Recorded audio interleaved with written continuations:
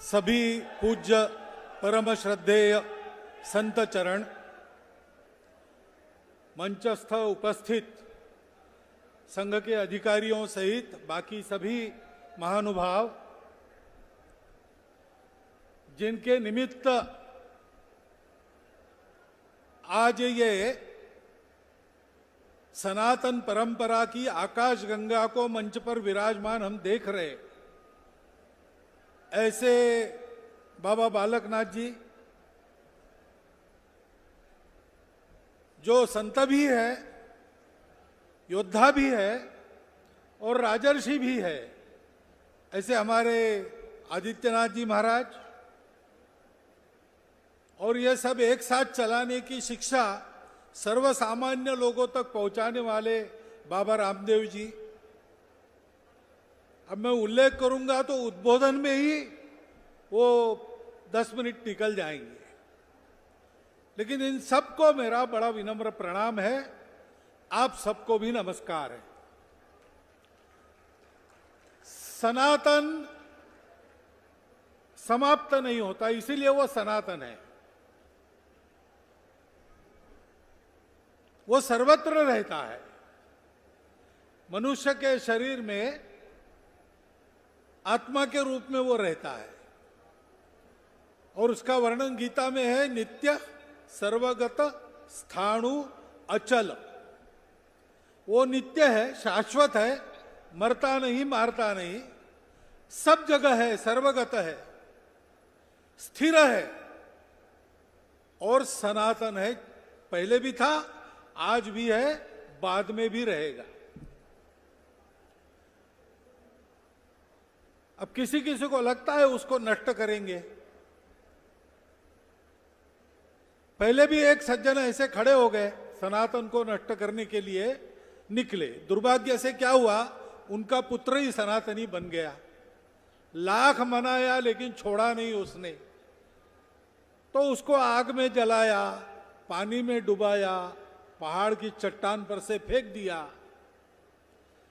सनातन ने उसकी रक्षा की, तो गुस्सा होके हाथ में तलवार लेके उसको पूछते कि ये कहाँ रहता कहाँ है तुम्हारा, मैं पहले उसी को देख लेता हूं, कहाँ है कहाँ? तो बोले सब में है। सब में क्या, सब में बता रहे हो? ठीक ठीक बताओ, क्या ये पत्थर के खंभे में भी है? हाँ, उसमें भी है। तो फिर उनके मन का सनातन को नष्ट करने का इरादा उन्होंने व्यक्त किया।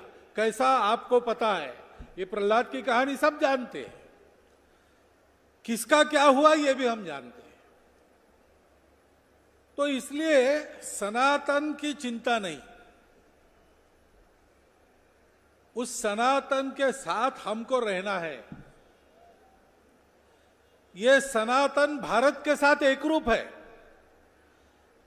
योगी अरविंद कहते हैं कि भगवान श्री कृष्ण ने प्रत्यक्ष दर्शन देकर कारागृह में उनको बताया कि सनातन धर्म यानी हिंदू धर्म यानी हिंदुस्तान, हिंदुस्तान बड़ा इसलिए होता है कि सनातन धर्म का उत्थान होना है। सनातन धर्म ही हिंदू राष्ट्र है। यह अपने राष्ट्र के साथ एक रूप है। अपनी सारी संस्कृति उसी सनातन पर आधारित है, अपने धर्म के सारे मूल्य उसी सनातन पर आधारित है। और उस सनातन का एक छोटा सा चित्र यहां पर विद्यमान है। भारतीय मत संप्रदायों का किसी एक दिन एक ही मंच पर जितना अधिकतम प्रतिनिधित्व हो सकता है, यहां पर है। इतने संप्रदाय है कि सबके सब किसी एक दिन एक जगह लाना ये कठिन बात है, लेकिन जितना अधिकतम हो सकता है यहां पर है। हमारे सनातन धर्म की ये प्रकृति है। सनातन धर्म के बारे में कल ही मैंने बहुत सुना। हमारे पूर्व में बौद्धिक प्रमुख थे रंगहरि जी, उन्होंने अथर्ववेद के पृथ्वी सूक्त पर एक अंग्रेजी भाषा में कमेंटरी लिखी, समालोचना लिखी, उसका हिंदी में भी भाषांतर हुआ, दोनों का लोकार्पण था। तो उसमें विद्वानों के जो वक्तव्य हुए पृथ्वी सूक्त के बारे में मैंने सुने, उसी में माता भूमि पुत्रो हम पृथिव्याम ऐसा है। हम सृष्टि के साथ संबंध मानते हैं, अपने आप को सृष्टि के स्वामी नहीं मानते, सृष्टि के पुत्र मानते हैं। वो भूमि हमारी माता है, क्योंकि उसी से हम निकलते हैं, वही हमको आधार देती है, हमको अन्न जल सब कुछ उसी में से मिलता है। और पृथ्वी सूक्त में उस भूमि का तो वर्णन है ही, लेकिन उसका जो विशिष्ट वर्णन है उसको ध्यान में लाते हैं तो समझ में आता है कि ये भारत का भी वर्णन है। ये पृथ्वी सूक्त एक ही समय मेरे घर के आंगन से लेकर तो संपूर्ण विश्व के जितने धरातल है, जीवों को आधार देने वाले, हमारे ब्रह्मांड में तो पृथ्वी ही है, उस सबका वर्णन करता है। तो भारत का भी वर्णन है और उसी में वो रुचा है। जन्म बिभ्रति बहुधा विवाचसम नाना धर्माणम पृथ्वीम यथौकसम सहस्रम धारा द्रविणस्य में धुआ ध्रुवेव धेनुरनपस्फुरंती। यानी अनेक भाषाओं के बोलने वाले और अनेक धर्मों के मानने वाले, इसका हमारे रंगाहरि जी ने जो भाष्य किया उसमें शब्द उपयोग किया, अनेक रास्तों से चलने वाले। ये सब रास्ते हैं, पहुंचना एक ही जगह है, पहुंचना सत्य के पास है। और इसलिए इस सनातन के आधार पर दुनिया चलती है, चलती थी, चलती है, चलती रहेगी। इसको नष्ट करने की भाषा ने अपने ही पैर पर कुल्हाड़ी मारने की भाषा है। सनातन तो निकल जाएगा, पैर अपना कट जाएगा। तो हम तो ऐसे लोगों की करुणा करते हैं, हमको गुस्सा नहीं आता ऐसा, क्योंकि ये एक अज्ञान का वक्तव्य है। और इसलिए उस सनातन की रक्षा कैसे करना, क्या करना, संतों ने बताया। मैं उससे अधिक कुछ बोलने वाला नहीं हूं, उनका अधिकार है, उन्होंने बताया। मैंने जितना बोला, कल जो सुना वो बोला, अधिकारी महापुरुषों का ही। लेकिन कल एक बात और मैंने सुनी, वो हम सबके लिए है। उस पृथ्वी सूक्त के पहले 2 ऋचाओं में ही जो वर्णन है उसमें बताया है कि ये पृथ्वी कैसे टिकी है, यानी ये प्रकृति कैसे टिकी है। तो उन्होंने कहा ये सत्य पर टिकी है, ये पवित्रता पर टिकी है, ये सामूहिकता पर टिकी है, सामूहिक पुरुषार्थ, अकेले का नहीं, सबका पुरुषार्थ। अकेला अकेला प्रयास करे, बाकी लोग नहीं मानेंगे तो प्रयास का परिणाम नहीं होगा। कोई प्रयास करता है, उसके पीछे अपना अपना बल लेकर सब खड़े रहते हैं। जैसे कोरोना के समय हुआ, कोरोना का संकट आया, हमारा पूरा देश खड़ा हुआ। क्या शासन, क्या प्रशासन, क्या छोटे कर्मचारी, क्या नागरिक, क्या सेवा करने वाली संस्थाएं, सेवा करने वाले, क्या आदत, जिनको ऐसे सज्जन और जिनको सेवा की बिल्कुल आदत नहीं, ऐसे भी, जिनको स्वयं सेवा की आवश्यकता है, ऐसे भी लोग कोरोना के खिलाफ खड़े होकर समाज की सेवा में जुट गए। अन्न बांटने के लिए एक गरीब वनवासी के घर में हमारे लोग पहुंचे, 3 दिन से भूखे थे। हमने उनको देना चाहा, उन्होंने कहा नहीं, अभी 3 ही दिन हुए, हमारे पड़ोस वाला परिवार है, 7 दिन से भूखा है, हम और 4 दिन निकाल लेंगे, आप पहले उनको दीजिए। यानी सब लोग सोच रहे थे कि पूरे देश की मुक्ति होनी चाहिए इस संकट से, उसके लिए मुझे को छोड़ना पड़े तो मैं करूं। ये सामूहिक पुरुषार्थ होता है और इसी का नाम त्याग है। उसमें वो भी उल्लेख है, त्याग पर टिकी है। और कहा है कि ऊंच नीच की भावना नहीं होनी चाहिए, सबके प्रति समदृष्टि चलना चाहिए, इस पर टिकी है। ये तो उन्होंने वर्णन किया किन बातों पर टिकी है, लेकिन ये हमारे लिए व्यवहार का आदेश है। हमको सत्य पर चलना चाहिए, असत्य को छोड़ देना चाहिए। हम छोड़ देंगे लेकिन असत्य हमारे पीछे लगेगा, उसको पहचानना चाहिए और उससे दूर रहना चाहिए। हमको देश के लिए सामूहिक पुरुषार्थ में जुट जाना चाहिए। स्वार्थ के लिए हम बहुत करते रहे, अब जरा स्वार्थ का त्याग करके समाज, धर्म, देश, संस्कृति के पुरुषार्थ में हमको अभी से जुट जाना चाहिए। क्या मैं कर सकता हूं, जितना कर सकता हूं उतना ही सही। स्वल्पम अल्पस्य धर्मस्य त्रायते महतो भयात्।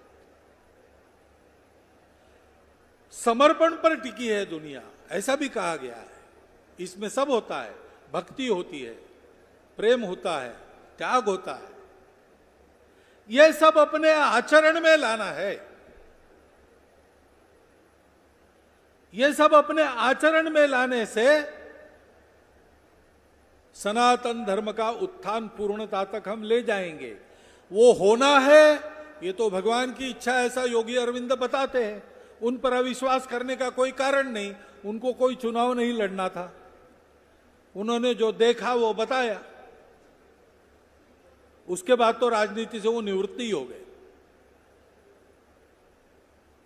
और इसलिए ये इच्छा भगवान की है, भगवान की इच्छा से ये होने वाला है। आप हम करें न करें, ये तो उसकी उंगली लगने से ही गोवर्धन उठने वाला है। लेकिन हम जानते हैं कि वो अपनी उंगली तब लगाता है जब सब अपनी अपनी लकड़ी लगाते हैं। किसी के मन में अहंकार आ गया कि मेरी लकड़ी से हो रहा है, तो अपनी उंगली निकाल लेते, तो सबको पता चलता है हमसे नहीं, उससे हो रहा है। लेकिन सब लकड़ी लगाते हैं, तब वो अपनी उंगली लगाते। भगवान रुके इसीलिए है। योगी अरविंद जी को उन्होंने ये बताया, उसको 150 साल हो गए। 150 साल से भगवान प्रतीक्षा कर रहे कि मेरे भक्त कहलाने वाले लोग, मेरे द्वारा निःसृत मूल्यों की, धर्म की, संस्कृति की, सनातन परंपरा के वाहक कहलाने वाले लोग अपनी अपनी लकड़ी लगाएं। हमको आज संकल्प करना चाहिए। हमारे लिए बालकनाथ जी महाराज ने उदाहरण प्रस्तुत किया है। उनके गुरु महाराज चांदनाथ जी महाराज थे, तब भी एक बार मैं यहां आया था, उनके दर्शन किए थे। तब उनके इस संकल्प को मैंने सुना था और उसके कुछ ही वर्ष बाद वो चले गए, तो मेरे भी मन में था कि वो ऐसा सोच के चले गए। लेकिन आज आके देखता हूं तो उनको जैसा जैसा उनका संकल्प था, वैसी अक्षरशः एक एक चीज बड़ी परिश्रम पूर्वक खड़ी की गई है। और जिनकी प्रेरणा से हुआ वो विनम्र है, वो श्रेय ले नहीं रहे हैं। वो ये नहीं कह रहे कि मेरी लकड़ी लगी, वो कह रही कि उसकी उंगली लगी। यह पुरुषार्थ का आदर्श हमारे सामने प्रत्यक्ष है। उसको देखेंगे हम, उसकी वाहवाह करेंगे, उनको नमस्कार करेंगे, केवल इतने से काम नहीं चलेगा। जितना कुछ आज यहां बोला गया है उसको अपने स्वयं के व्यवहार में, अपने कुटुंब के व्यवहार में, अपने पेट पानी का जो धंधा है, आजीविका है, समाज के बल पर चलता है, उसमें भी, और अपने सामाजिक जीवन में हमको प्रत्यक्ष उतारना है। प्रारंभ कीजिए भेद मुक्ति से, सभी भेद को नकार दीजिए, सबको अपना मानकर चलिए। सत्य पर चलना, संबंधों पर चलना, क्योंकि संबंध सत्य है, सौदा सत्य नहीं होता, बनता है, बिगड़ता भी है। संबंध सदा कायम रहते हैं। आपस में भाइयों ने झगड़ा किया तो भी एक जाता है तो दूसरे को सूतक पालन करना ही पड़ता है, करता ही है। जिंदगी भर झगड़ता रहा, बाद में श्राद्ध कर रहा है, क्यों कर रहा है? संबंध सत्य है और इसलिए उन संबंधों के आधार पर जीना है, अपनेपन के आधार पर जीना है और सेवा करनी है। देश पहले, धर्म पहले, संस्कृति पहले, मेरा स्वार्थ बाद में, ऐसा चलना है।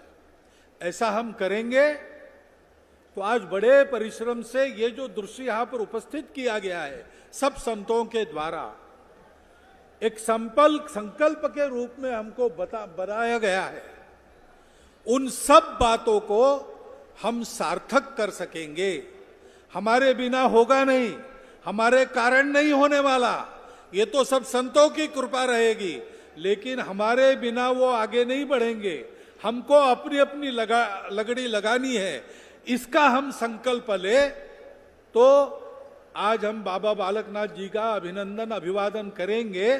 सच्चा अभिवादन तब पूरा होगा जब सनातन का ये जो स्वप्न है, स्वप्न नहीं सत्य है, उस सत्य के प्रति जागरूक होकर हम अपना कर्तव्य करेंगे। उस कर्तव्य करने की प्रेरणा शक्ति आज के कार्यक्रम से, आज के उपस्थित संत मंडलियों की आकाश गंगा से हम सबको प्राप्त हो, ये मेरे सहित आपके हमके लिए, हमारे लिए शुभकामना मैं आप सबको देता हूं, प्रार्थना करता हूं और धन्यवाद देता हुआ मेरे 4 शब्द समाप्त करता हूं।